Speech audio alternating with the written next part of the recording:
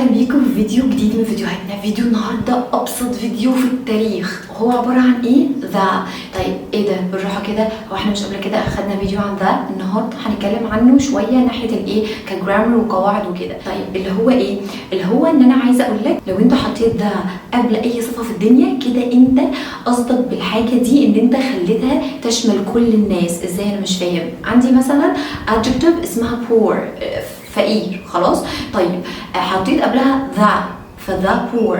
هنا the poor مش معناها الفقير، هنا معناها الفقراء. كده انت خليت الصفة عامة على كل الناس. فاهمين قصدي؟ عندي adjective تانية اسمها rich. rich يعني غني. اوكي. طيب افرض بقى انا حطيت ذا، اقول the rich، هو انا كده قصدي ان هو الغني؟ لا، انا هنا قصدي بعمم الصفة على كل الناس، بخليها حاجة عامة.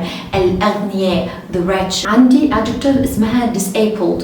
disabled يعني المعاقين. طيب افرض انا قلت ذا، كده انا قصدي ايه؟ the disabled اللي هم المعاقين. كده انا بعمم الصفه على الايه؟ على الكل، بقصدي بيهم الجزء ده. عندي adjective اسمها stupid اللي هو الغبي.